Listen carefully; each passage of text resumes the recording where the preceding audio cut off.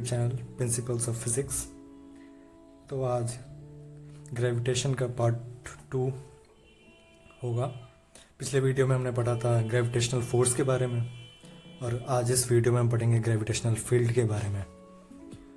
तो पिछले वीडियो में हमने ज़्यादा डिस्कशन नहीं किया था ग्रेविटेशनल फील्ड के बारे में, बस हमने बताया था जो ग्रेविटेशनल फोर्स के थ्रू हम फील्ड को कैसे जान सकते हैं और फिर आगे हम पोटेंशियल को कैसे पढ़ेंगे।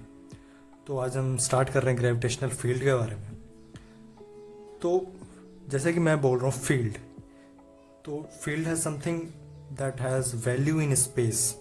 अगर मैं एक रूम की बात कर रहा हूँ तो मैं एक फील्ड चूज़ किया है स्पेस से हट के। मानिए ये XYZ कोऑर्डिनेट इस रूम का होगा और फील्ड मैं ऐसा चूज़ करता हूँ जिसमें कुछ वैल्यू होती है, एक पर्टिकुलर वैल्यू। जैसे मैंने इसमें इस स्पेस में इस फील्ड में मैंने टेम्परेचर को नापने के लिए मैंने एक फील्ड चूज़ किया है।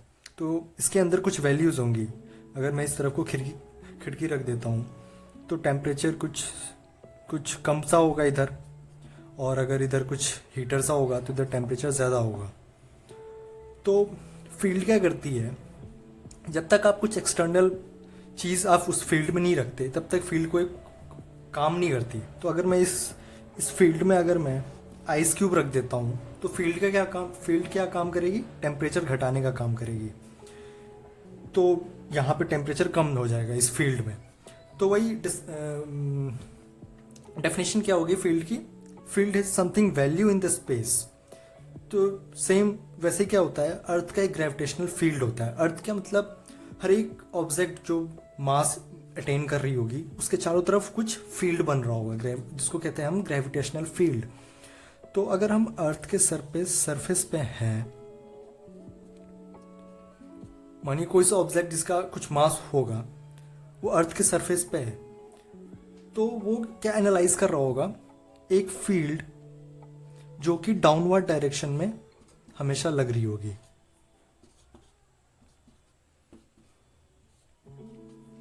ये फील्ड एक इमेजिनरी लाइंस है, इसको हम देख नहीं सकते, इसको सिर्फ हम ऑब्जर्व कर सकते हैं। और यही अगर ऑब्जर्वर कहीं बाहर दूर कहीं स्पेस में होगा तो वो कैसा ऑब्जर्व कर रहा होगा, वो ऑब्जर्व कर रहा होगा डायमेट्रिकली ग्रेविटेशनल फील्ड। तो अगर मैं डिफाइन करूं ग्रेविटेशनल फील्ड को, तो ये एक इमेजिनरी लाइन होती है जो कि फील्ड को कवर करती है, और ये कह सकते हैं ये एक ग्रेविटेशनल फील्ड है। अगर अब मैं किसी P पॉइंट पे बात करूं बहुत दूर, तो कंसीडर कर लेते हैं एक और लाइन ग्रेविटेशनल फील्ड को। अगर मैं P पॉइंट पे बात करूं तो ग्रेविटेशनल फील्ड क्या काम करती है, तो ग्रेविटेशनल फील्ड क्या काम करती है, उसके पास इंटेंसिटी होता है, और वो इंटेंसिटी क्या होता है, फोर्स अपॉन मास, मतलब वो एक्सेलरेशन प्रोवाइड करती है। तो इन द सेम वे अगर हम अर्थ की ग्रेविटेशनल फील्ड के बारे में बात करें, तो अगर हम अर्थ के सरफेस पे अगर हम खड़े हैं तो क्या प्रोवाइड करेगी, एक्सेलरेशन प्रोवाइड करेगी। लेकिन अर्थ का सरफेस इतना रिजिड होता है, वो हमें नीचे नहीं आने देता। वही हम एक्सपीरियंस करेंगे जब हम एट r+h डिस्टेंस पे अगर हम कोई ऑब्जेक्ट रख देते हैं तो वो क्या करती है, वो नीचे जी एक्सेलरेशन से वो नीचे आती है। तो वही होता है ग्रेविटेशनल फील्ड के कारण ये जी एक्सेलरेशन ऑब्जेक्ट पे आता है और वो नीचे डाउनवर्ड डायरेक्शन में आता है। क्योंकि मैंने बताया था अगर हम अर्थ के सरफेस पे देखें तो इलेक्ट्रिक फील्ड जो होता है, ग्रेविटेशनल फील्ड, वो डाउनवर्ड डायरेक्शन में लगता है हमेशा। इसलिए फील्ड क्या काम करती है, ग्रेविटी प्रोवाइड करती है, और इसको कह सकते हैं एक्सेलरेशन ड्यू टू ग्रेविटी। और मैं अब ग्रेविटेशनल फील्ड इंटेंसिटी की बात करूं तो उसको हम ज़्यादातर E से डिनोट करते हैं, कई बुक G से डिनोट करता है।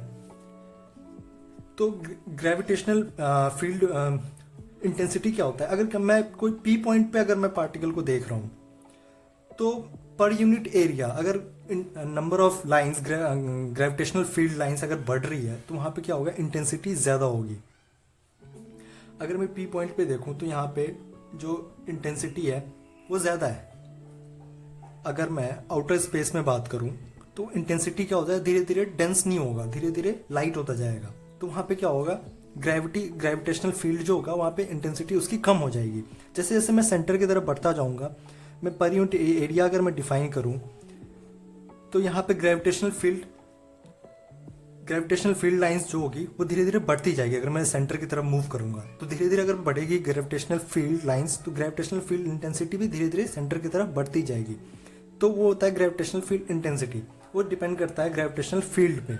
अगर आप सेंटर की तरफ मूव कर रहे हैं तो ग्रेविटेशनल फील्ड इंटेंसिटी बढ़ेगी, और जैसे जैसे आप सेंटर से आउटवर्ड मूव कर रहे हैं तो ग्रेविटेशनल फील्ड इंटेंसिटी घटेगी।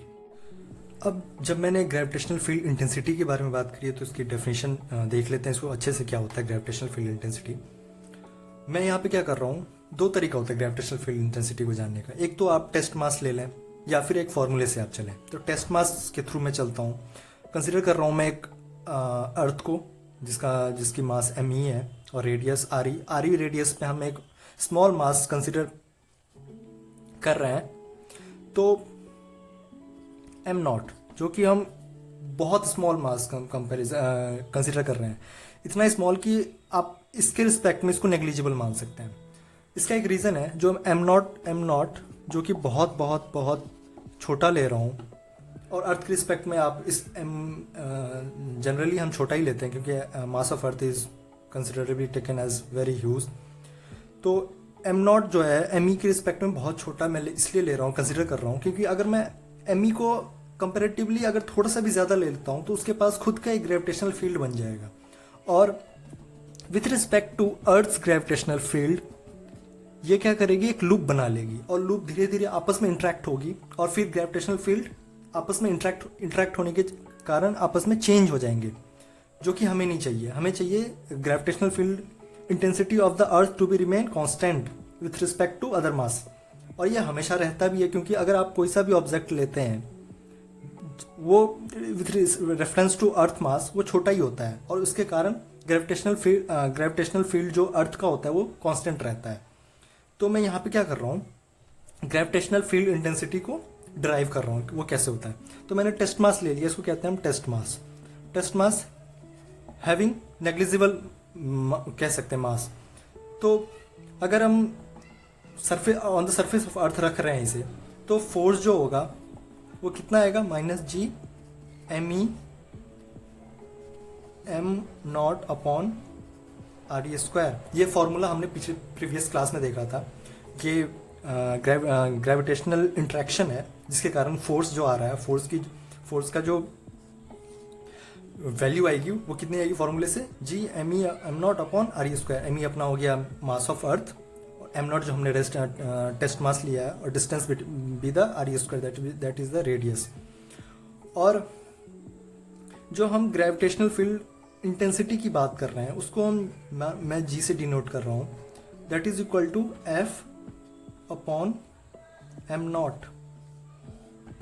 अगर मैं एम नॉट की बात कर रहा हूँ तो यहाँ पे एम नॉट को कंसिडर करेंगे, and that will be equals to minus G M e m naught upon R E square m naught, that is equals to minus G M e r E square. यही तो work acceleration due to gravity हो जाता है बाद में, जो हमारा with respect to earth gravitational field जो हम काम करती है। मैंने बताया था जैसे टेम्परेचर को मैंने काम देख के किया था, वैसे अर्थ भी काम क्या करती है, तो वो acceleration due to gravity towards the centre लगाती है। तो इस केस में ग्रेविटेशनल फील्ड इंटेंसिटी हमारा क्या आ गया, minus G M E upon R E square. इसको हम कहते हैं ग्रेविटेशनल फील्ड इंटेंसिटी। अब हमने ग्रेविटेशनल फील्ड इंटेंसिटी का फॉर्मूला देख लिया, वो आता है g equals to that is G M upon are square. और अगर फॉर्मूले वाइज से जाएं तो हमने फॉर्मूले वाइज से अगर मैं साइन वाइज से जाऊं तो साइन वाइज ऐसा कुछ था हमारा, m naught upon are square equals to इसको हम डिफाइन करेंगे किससे, और फिर जी को हम एफ से रिप्लेस किया था। तो नेगेटिव साइन इसलिए था क्योंकि जो हम रेडियस वेक्टर और मास जो हम डिफाइन करते हैं, फोर्स जो डिफाइन करते हैं, वो अपोजिट डायरेक्शन में होता है। फोर्स क्योंकि हमेशा सेंटर की तरफ लग रही होती है, सेंटर की तरफ लग रही होती है, और रेडियस क्या होता है, from the centre to outward direction में। तो जैसे जैसे हम सेंटर की तरफ बढ़ते हैं, फोर्स बढ़ता है क्योंकि इंटेंसिटी बढ़ती है, और रेडियस क्या होता है, घटता है।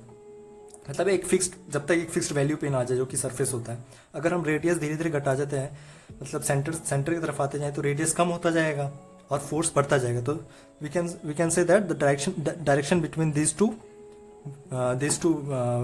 कांस्टेंट आर चेंजिंग, और कह सकते हैं डिस्टिंक्ट है, मतलब डिफरेंट है। So we have taken as a negative sign. तो साइन का भी बहुत एक मतलब होता है जो कि फिजिक्स में हमें हमेशा देखा जाता है, जो किस तरफ लग रही है। तो ग्रेविटेशनल फील्ड इंटेंसिटी हमेशा सेंटर की तरफ लगती है, ये बात हमें हमेशा याद रखनी होनी चाहिए। तो हमने जी डिफाइन किया, दैट इज GM/r²। तो अगर हम ग्राफ से देखें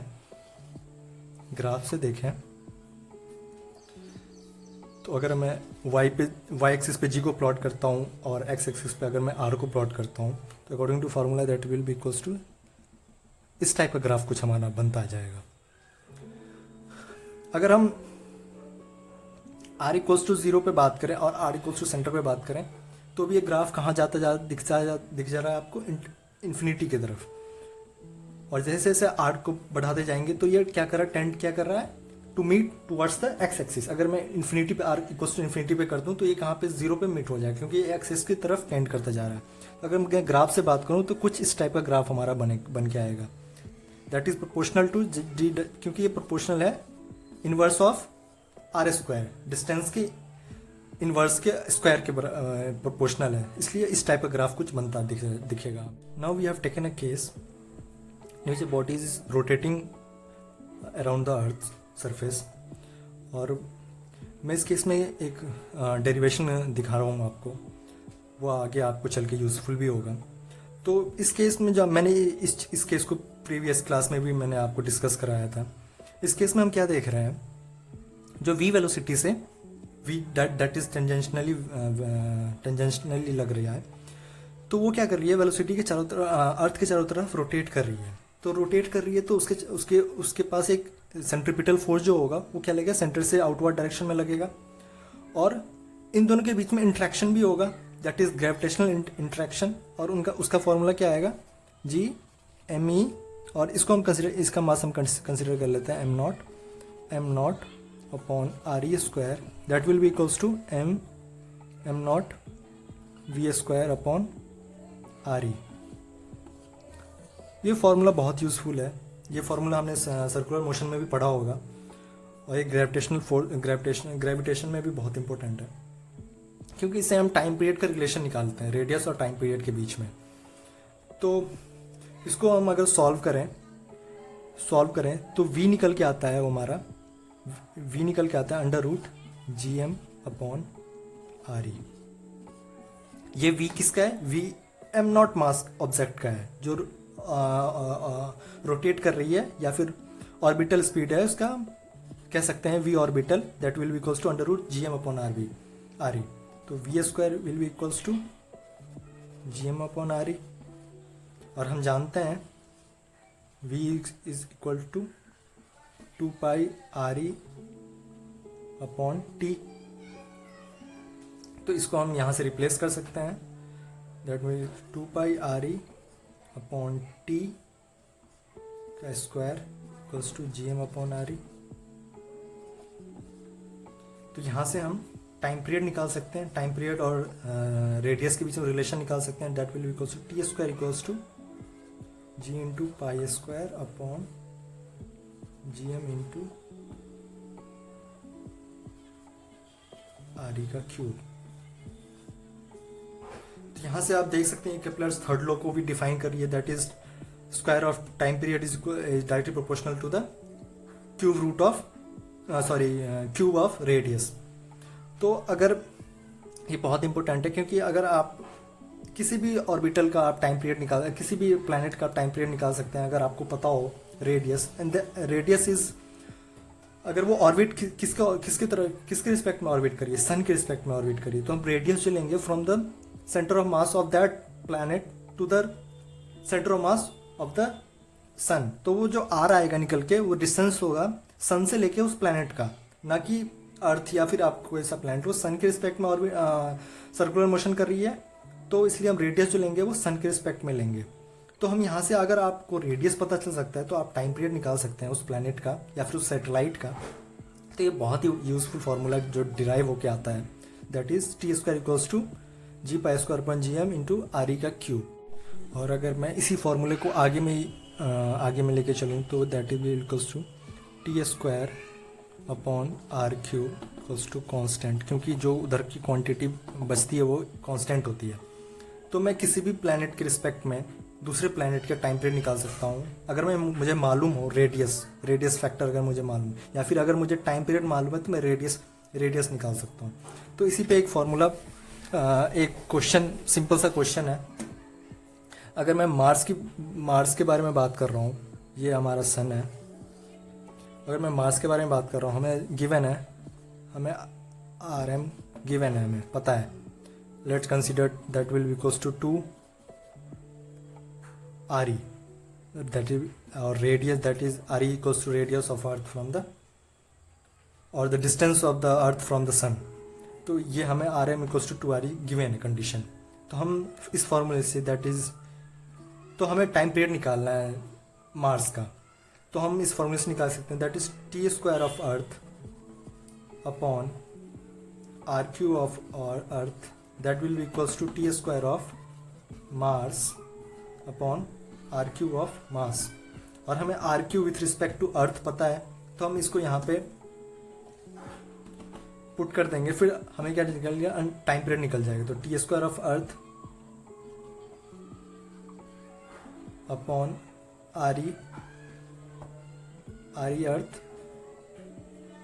इंटू R³ ऑफ मार्स का अंडर रूट क्या हमें दे देगा, टाइम पीरियड ऑफ मार्स। तो ये फार्मूला बहुत यूज़फुल है, क्योंकि हम सीधे डेरिवेशन जो करते हैं वो रिलेशन निकल के आता है, जो कि होता है टाइम पीरियड और रेडियस फैक्टर में। तो ये बहुत यूज़फुल फार्मूला है। अब मैं जो फार्मूला आपको बताया था उसी पे बेस्ड एक न्यूमेरिकल हम करते हैं। तो इस क्वेश्चन में क्या दिया हुआ है, 2 particle of equal mass, let's say m, go round a circle of radius r, मानिए सेंटर है, go around a circle of radius r under the action of their mutual gravitational attraction, find the speed of each particle। तो हमें सबसे पहले जो ध्यान रखने वाली चीज़ होगी, क्वेश्चन में पूछा गया find the velocity of each particle. सबसे पहले हम सोचेंगे जो ईच पार्टिकल या फिर हर एक पार्टिकल की अलग वेलोसिटी होगी या सेम वेलोसिटी होगी। तो सबसे पहले हम that is v1 equals to v2 equals to v, सबसे पहले हम ये देखेंगे, उसके बाद हम क्वेश्चन को सॉल्व करने की कोशिश करेंगे, क्योंकि जब तक हम क्वेश्चन को फ्रेम वाइज देखें नहीं, उस पर हम कौन सा फोर्स किस डायरेक्शन में लग रहा है या फिर कोई एक्सटर्नल फोर्स लग रहा है जिसके कारण फार्मूला यूज़ नहीं कर पाए, तो उन सब चीज़ों को ध्यान में रखते हैं हम आगे क्वेश्चन को सॉल्व करेंगे। तो सबसे इंपॉर्टेंट चीज़ हो गया हमारा that is v1 equals to v2 रहेगा कि नहीं रहेगा। तो क्वेश्चन सॉल्व करने से पहले हमने ये चीज़ देख लिया। अब मैं जो अभी इस पार्टिकल को कंसिडर कर रहा हूँ that is moving in a radius of r in a circular way, तो इसके पास कौन कौन सा फोर्स लग रहा होगा। अगर हम इस सिस्टम के बारे में हम अभी देखें, इस ऑब्जेक्ट को छोड़ दें, सॉरी इस सिस्टम को अभी हम देखें, तो इस सिस्टम क्या रोटेट रिवॉल्व कर रही है सर्कुलर वे में, और इसके पास क्या होगा, हर एक के पास एक सेंट्रीपिटल फोर्स होगा जो आउटवर्ड लग रहा होगा सेंटर से, centripetal force, and that will be equals to mass into acceleration that is v² upon r।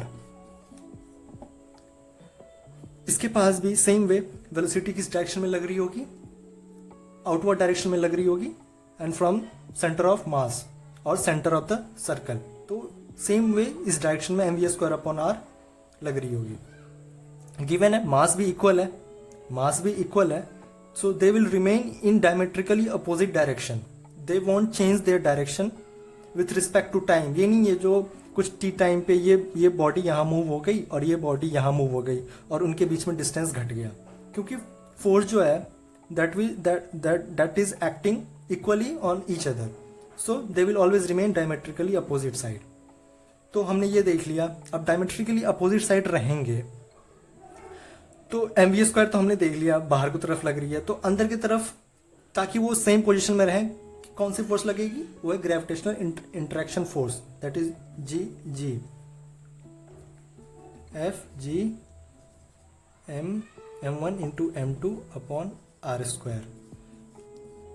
ये फोर्स उनको कंबाइन करके रखेगी ताकि वो हिले ना, आप अपने पोजीशन से विथ रिस्पेक्ट टू टाइम वो सेम रहे, डायमेट्रिकली अपोजिट रहे।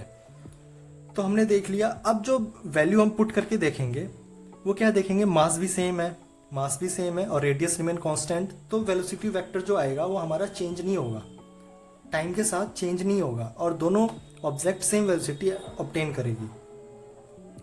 तो हम यहाँ पे फॉर्मूले और बस हमने इतनी चीज़ को देख लिया, अब कुछ नहीं करना, सिर्फ इन चीज़ों को फॉर्मूले में डाल के हमें वेलोसिटी वेक्टर निकालना है। तो मैं अगर एक इस आर्टिकल के बारे में बात करूं, दैट इज सबसे पहले मैं इसको चूज कर लेता हूं, G M into M upon, अब इन दोनों के बीच में डिस्टेंस कितना है, ये आर, तो सेंटर ऑफ मास, इन दोनों के सेंटर ऑफ मास के बीच में डिस्टेंस कितना है, 2r स्क्वायर। अब मैं हर एक के लिए ऑब्जर्व कर रहा हूं, तो हर एक के लिए कितना सेंट्रीपिटल फोर्स लग रहा है, that will equals to M V square upon R. बहुत इंपॉर्टेंट क्वेश्चन है ये, क्योंकि है बहुत सिंपल लेकिन बहुत कंसेप्ट इसमें लगा हुआ है, क्योंकि इसमें हम डायरेक्शन देखते हैं। सबसे इंपॉर्टेंट चीज़, अगर क्वेश्चन जो क्वेश्चन पूछता है अगर वो दो ऑप्शन बना के आपको दे दे, that v1 is not equals to v2, तो हम कंफ्यूज हो जाएंगे। जो हो सकता है जो अलग फोर्स लग रहा होगा और v1 और v2 जो दो वेलोसिटी आएगी वो अलग आएगी। तो हमने देख लिया that v1 always equals to v2 unless जो कोई एक्सटर्नल फोर्स ना लग रहा हो। तो हम यहाँ से अब कुछ नहीं करेंगे, G M square upon 4r square equals to 4r equals to M V square, M से एम कट गया तो v कितना आ गया, जी एम अपॉन 4r। ये जो वेलोसिटी होगी वो दोनों पार्टिकल के लिए सेम होगी और दैट इज, और किस तरफ लगेगी, अलोंग द टेंजेंट लगेगी। मूविंग ऑन, अब नेक्स्ट क्वेश्चन में हम देख रहे हैं जो गिवन है वो एक हमारा रिंग है और किसी पी पॉइंट पे हमें ऑब्जर्व करना है gravitational field of ring on its axis at a point P कितना आएगा। तो लेट कंसिडर गिवन है A be the radius of this ring और आर डिस्टेंस पे जो पी पॉइंट ऑब्जर्वर है वो आर डिस्टेंस पे है। और तो हम क्या देखेंगे, सबसे पहले जो इस क्वेश्चन को हम समझेंगे, बहुत सिंपल क्वेश्चन है, देखने में बहुत टफ लगता है, जो ज्योमेट्री कैसे थीटा वीटा सब आ गया तो टफ सा लगता है, लेकिन इसमें बहुत सिंपल है। फॉर्मूले से अगर हम चलें तो फॉर्मूला कितना आता है हमारा, हम डी अभी लिख रहा हूँ, मैं बताऊंगा क्यों लिख रहा हूँ, D that will be equals to G D M upon Z square. फॉर्मूले से चलें तो हमने पढ़ा है और इसको हम जी से भी रिप्लेस करते हैं, लेकिन मैंने इस क्वेश्चन में ई लिया है। ये है gravitational field that is will be equals given by G D M upon Z square. मैं डी क्यों लिया हूँ, सबसे पहले डी क्यों लिया हूँ और डी एम क्यों लिया हूँ, तो मैं जो कंसिडर कर रहा हूँ एक एलिमेंट्री पार्टिकल जिसका मास डी एम है इस रिंग पे, इस पॉइंट पे, जो कि एंगल थीटा बना रही है पी पार्टिकल से, तो मैंने उसका मास डीएम कंसिडर किया है। तो उसके अलोंग जो हमारा डी आएगा, डी किस डायरेक्शन में आएगा हमारा, इस डायरेक्शन में आएगा, इस डायरेक्शन में आएगा। तो डी जो हमारा आ गया वो फॉर्मूले से कितना आ गया, G D M upon Z square. वैसे ही हमें कंसिडर करना होगा सारे पार्टिकल को, और सारे पार्टिकल को कंबाइन करके हमें जो टोटल आएगा that integration of G D total हमारा क्या दे देगा, gravitational field at point P due to circular ring. तो हम देख क्या रहे हैं, जो डी की जो डायरेक्शन बनेगी वो किस तरफ बनेगी, इस तरफ बनेगी। सारे पॉइंट को कंसिडर करते हुए तो इस तरह बनेगी। तो हम फॉर्मूले में देखेंगे, बाद में हम आगे डिराइव करके देखेंगे, जो हम कॉस कंपोनेंट लेंगे, साइन कंपोनेंट नहीं लेंगे। और ये बहुत इंपॉर्टेंट चीज़ है, क्योंकि बहुत समझ में नहीं आती जो हम साइन कंपोनेंट क्यों नहीं लिया, क्योंकि बुक में सीधे कॉस कंपोनेंट लेके डिराइव कर देते हैं। तो मैं उन सब चीज़ों को लेके आगे चलूँगा, तो ये फॉर्मूला को मैं यूज़ करूँगा। अभी थोड़ी मैं ज्योमेट्री की बात कर लेता हूँ। अगर ये आर है, ये है, ये ए है, तो जेड हमारा कितना निकल के आ जाएगा, that will equals to root under A square upon A square plus are square, क्योंकि ये 90 डिग्री बन रहा है यहाँ पे, तो जेड हमारा इतना बन के आ गया। तो अब कुछ नहीं करना, सिर्फ फॉर्मूले का यूज़ करना है। और हमें पता है जो भी मास, रिंग के लिए जो भी मास होगा वो सरफेस पे लाई करेगी, कोई इंटरनल कुछ लाई तो करेगी नहीं, तो integration of DM will gives M. ये बहुत आसान चीज़ हो जाता है एक रिंग के लिए। लेकिन अगर मैं वही 3D कोई 3D ऑब्जेक्ट की बात करूँ, जैसे स्फेयर या सिलेंडर, तो हमें फिर एम जो होता है वो थीटा पे डिपेंड कर रहा होता है या आर पे डिपेंड कर रहा होता है। लेकिन यहाँ पे all masses are lying on the surface of ring, so integration of DM will give M. तो मैं इसको अभी सीधे डायरेक्ट फॉर्मूले में यूज़ करूँगा। दो चीज़ इसमें इंपॉर्टेंट होती है, एक कॉस थीटा का देखना, कौन सा कंपोनेंट हमें लेना है, कौन सा कंपोनेंट हमें नहीं लेना है और क्यों नहीं लेना है, वो एक चीज़ हमें याद करने वाली होती है। दूसरा होता है डायरेक्शन, क्योंकि मेन होता है वो डायरेक्शन के ही कारण हम कंपोनेंट चूज़ करते हैं। यहाँ पे किस डायरेक्शन में लग रही है फोर्स, ग्रेविटेशनल फील्ड किस डायरेक्शन में जा रही है। अगर मैं इस ऑब्जेक्ट के लिए देखूँ तो इस पॉइंट में लग रही होगी, इस तरफ लग रही होगी। और अगर मैं सेम डायमेट्रिकली अपोजिट इस पॉइंट को कंसीडर करूं तो ये भी इस तरफ को लग रही होगी। और अगर हमें एक्सिस की तरफ निकालना है तो हम इसका कॉस कंपोनेंट लेंगे, तो वो किस तरफ को दे देगा, इस तरफ को देगा। और अगर मैं इसी पॉइंट पे, इसी पॉइंट जो डीएम हमने कंसीडर किया है उसी के लिए अगर मैं कॉस कंपोनेंट के लिए बात करूं तो ये भी सेंटर की तरफ दे देगा, जो वैल्यू आएगी वो सेंटर की तरफ आएगी। और अगर मैं इसी कंपोनेंट, इसी डीएम के लिए साइन कंपोनेंट लूंगा तो वो परपेंडिकुलर डायरेक्शन में दे देगी।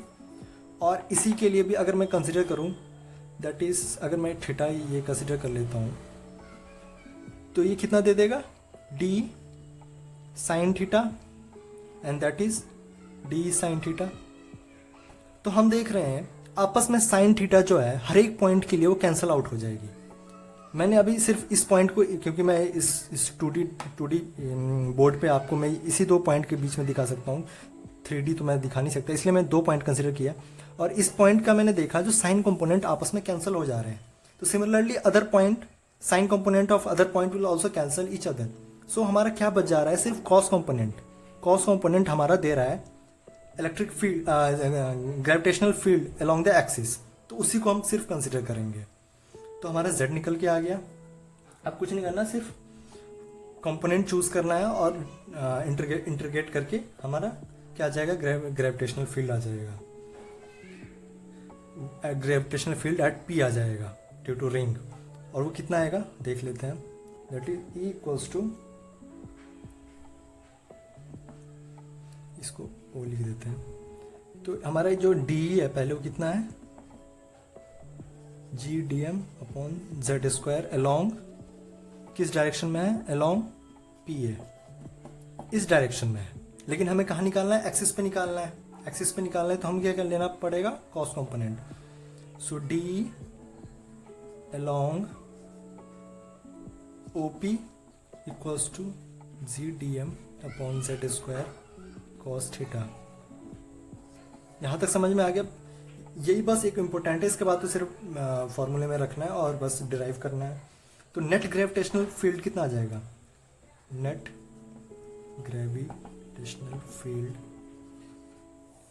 Eight P due to ring, that will equals to E equals to under root of G D M upon Z square cos alpha. अब मैं इस चीज़ को देख रहा हूँ जी, हमारा जो ग्रेविटेशनल कांस्टेंट है वो तो हमेशा कांस्टेंट ही रहता है। z will also remain constant unless we move p in inward और outward direction with respect to o। तो z भी हमारा कांस्टेंट है, g भी हमारा कांस्टेंट है। और थीटा की अगर हम बात करें, थीटा पे कोई डिपेंडेंसी है कि नहीं, तो थीटा की अगर हम बात करें तो कॉस थीटा यहाँ पे कितना निकल के आएगा, आर अपॉन अंडर रूट कितना आएगा a square plus are square cos theta भी। अब कॉस थीटा का भी जो डिपेंडेंसी है वो कितना है, किस पे है, आर और ए पे है, जो कि वो भी कांस्टेंट है। तो इंटीग्रेशन में सब कुछ बाहर आ जाएगा, बस क्या बचेगा अंदर, डीएम। और डीएम मैंने बताया ये रिंग के लिए अगर डीएम को इंटीग्रेट करते हैं तो कितना दे देती है, एम। तो कितना निकल के आ गया बाहर, जी डीएम को मैंने इंटीग्रेट किया तो दे दिया G M cos alpha upon Z square. अब मैं कॉस थीटा सॉरी, अब मैं कॉस थीटा पे यहाँ पे पुट कर दूंगा, वो कितना आ जाएगा, G M r z square into under root a square plus are square. और मैं अगर बात करूँ आगे रिप्लेस करूँ तो जी एम आर, अब जेड स्क्वायर कितना है हमारा, a square plus are square, z square equals to A square plus are square. तो z square a square plus are square, और तो कितना आ गया a square plus are square root under 3/2। Question में बहुत बार फॉर्मूला जो दिया होता है, ऑप्शन जो दी हुई होती है वो कॉस के टर्म में दी होती है, तो वहाँ पे क्या कहते हैं स्टूडेंट घबरा जाते हैं, जो करने के बाद भी आ नहीं रहा। तो कुछ नहीं करना, वहाँ पे कॉस जो होगा वो अकॉर्डिंग टू वेरिएबल हम चेंज करके देखेंगे कौन सा सही बैठ रहा है, उसके बाद हम सही ऑप्शन चूज करेंगे। तो ये क्वेश्चन जो बहुत बेसिक्स है, जो किसी भी पॉइंट पे रेगुलर बॉडी के किसी भी पॉइंट पे हमें निकालना होगा तो कैसे निकालेंगे, तो कुछ नहीं, सिर्फ फॉर्मूला पुट करना होता है, थोड़ा सा ज्योमेट्री का ध्यान रखना होता है और बाकी सिंपल चीज़ होती है। अब ग्राफ वाइज अगर हम देखें तो ये रिजल्ट क्या इंटरप्रेट करती है, तो ग्राफ वाइज अगर हम देखेंगे तो हम क्या करेंगे, ई को हमें पता नहीं अभी किस तरह से ग्राफ बन के आएगा हमारा, लेकिन हम प्लॉट कर लेते हैं पहले। ई को हम पॉजिटिव वाई एक्सिस की तरफ रख रहे हैं और एक्स एक्सिस पे क्या रख रहे हैं हम, आर को, और एक रिस्पेक्ट में हम देखेंगे ग्राफ कैसा बनता है। तो हमें कैसे निकालते हैं, अगर हमें ग्राफ पता करना होगा तो कैसे निकालेंगे, मैक्सिमम वैल्यू निकालेंगे, किस पॉइंट पे मैक्सिमम वैल्यू आएगी, किस पॉइंट पे मैक्सिमम वैल्यू आएगी, तो उस हिसाब से हम ग्राफ बनाते हैं। तो मैक्सिमम वैल्यू हम कैसे निकालते हैं, स्लोप निकालते हैं, जहाँ पे मैक्सिमम वैल्यू आएगी वहाँ पे स्लोप क्या हो जाएगा, वहाँ पे स्लोप 0 हो जाएगा। तो स्लोप क्या होता है, वाई अपॉन एक्स। तो हम इसको किसके रिस्पेक्ट में, आर के रिस्पेक्ट में हम इसको क्या करेंगे, इसका डेरिवेटिव लेंगे और उसको 0 से इक्वेट कर देंगे। तो जो वैल्यू आर और ए हमारा जो देगी वो हमारा मैक्सिमम वैल्यू दे देगी, उस केस में that will be give our maximum value. So for maximum value हम क्या निकालेंगे, डी अपॉन डी आर, और उसको इक्वेट कर देंगे 0 से। तो कुछ नहीं, हमें बस आर के रिस्पेक्ट में इसको डिफ्रेंशिएट करना है और उसको 0 से इक्वेट कर देना है, जो वैल्यू ए हमें देगी वो मैक्सिमम वैल्यू होगी। तो लेट्स सी देखते हैं क्या आता है रिजल्ट। तो अगर हम डी अपॉन डी आर निकालें तो कितना आएगा, क्या आ जाएगा, R square plus A square 3/2 into 2, तो कितना आ जाएगा 3/2 इंटू 2, और R square plus A square 3/2 into इसका डिफ्रेंशिएशन कितना आ जाएगा, जी एम आर का 1 आ जाएगा, माइनस जी एम आर, इसको एक टर्म ले लेते हैं, माइनस जी एम आर, और ये कितना आ जाएगा, R square plus A square 5/2 into 2r। सही है सब कुछ, आर स्क्वायर, हाँ सही है। इसको हम क्या करेंगे, 0 से इक्वेट कर देंगे। तो 0 से इक्वेट करेंगे तो ये वाला टर्म कैंसिल, 0 हो जाएगा।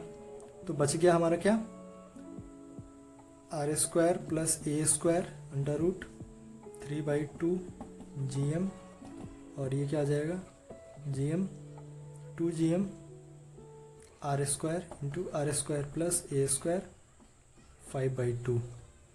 तो जी एम कैंसिल हो गया, तो इसको क्या लिख सकते हैं, 1/2 R square equals to R square plus A square लिख सकते हैं ऐसे। और इसको हम और देखेंगे करके तो कितना आ जाएगा, आर स्क्वायर बाई 2 इसे ले आए equals to A square, and that will give A equals to plus minus R upon root 2।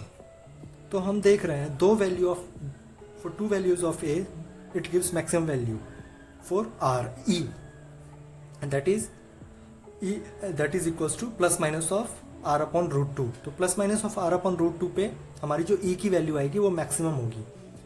तो हमें इधर को भी ग्राफ बनाना पड़ेगा। तो हम क्या करते हैं, जो ग्राफ प्लॉट करेंगे हम कुछ ऐसा लेके चलते हैं। प्लस माइनस पहले हम r/√2 मानिए, पहले इधर अपना r/√2 प्लस है और इधर अपना r+√2 इधर है नेगेटिव में। तो देख रहे हैं हमारा जो पॉइंट बन के आ रहा है वो कुछ ऐसा है, मैक्सिमम वैल्यू देरी होगी और सिमेट्रिकली होगी। तो सिमेट्रिकली होगी तो क्या करेगी, ओरिजिन से होके पास करेगी। तो सिमेट्रिकली हम देख लेंगे तो वो मैक्सिमम सिमेट्री बन के आती है, तो ओरिजिन से पास कर रही होगी, तो पॉइंट को हम मिला देंगे। और जैसे जैसे हम देखेंगे, अगर हम आर को इन्फिनिटी टेंड करें तो ई की वैल्यू क्या आ जाएगी, इन्फिनिटी एक्सटेंड करेगी इन बोथ डायरेक्शन। तो ग्राफ कुछ बन के हमारा जो आएगा वो कुछ ऐसा बन के आएगा। तो हम ग्राफ से हम देख सकते हैं that at 2 values it will gives maximum value of 4e, that is r/√2 और minus r/√2। ये माइनस r/√2 है और ये r/√2 है। ये graph examination point of view से इंपॉर्टेंट होता है, क्योंकि ये पूछ लेते हैं और फिर पूछते हैं ये जो मोशन जो हो रहा है या फिर ये जो ग्राफ बना हुआ है ये कौन सा पार्टिकल या फिर किस ऑब्जेक्ट के लिए ये हम कंसिडर कर सकते हैं। दैट इज ग्राफ जो दिया हुआ है ग्रेविटेशनल फील्ड और आर का जो प्लॉट किया हुआ है वो हम किस ऑब्जेक्ट के लिए डिफाइन कर सकते हैं। तो हम कह सकते हैं, अगर हमें पता होगा ये ऑब्जेक्ट ऐसे परफॉर्म कर रही है, ग्राफ इसका ऐसा बन के आ रहा है, तो हम कह सकते हैं जो ये रिंग का है, क्योंकि रिंग का हमने देखा है, फॉर्मूला पता होता है। तब अगर हमें ये ग्राफ पता होगा तो हम डायरेक्टली टिक कर सकते हैं right option. Otherwise we will have to solve it, graph बनाना पड़ेगा, फिर हमें ऑप्शन से उसको मिलाना पड़ेगा, तो ये हमारा टाइम सेव करता है। तो जैसे ही हम कुछ डिराइव करेंगे फार्मूला, इस ज़्यादातर इस चैप्टर में अगर हम IIT की बात करें, मेंस की एग्ज़ाम की बात करें, तो ग्राफिकली पॉइंट ऑफ व्यू से इंपॉर्टेंट होता है ये चैप्टर, क्योंकि जो कोई भी फार्मूला बन के आता है उसको हम ज़्यादातर देखेंगे, हम इंटरप्रेट करेंगे ग्राफ में, क्योंकि क्वेश्चन जो बन के आता है वो ग्राफ से ही बन के आता है। तो आज के लिए हमने बहुत कुछ पढ़ लिया है ग्रेविटेशनल फील्ड पे, 2-3 न्यूमेरिकल्स भी हो गया हमारा, और बेसिक्स पार्ट जो हमने कवर कर ही लिया है। तो आज के लिए सिर्फ इतना ही। कल हम अगले टॉपिक में हम फिर से ग्रेविटेशनल फील्ड का थोड़ा सा 1-2 क्वेश्चन और करेंगे और फिर हम ग्रेविटेशनल पोटेंशियल पढ़ेंगे। तब तक के लिए आप पढ़ते रहिए, तब तक के लिए गुड बाय।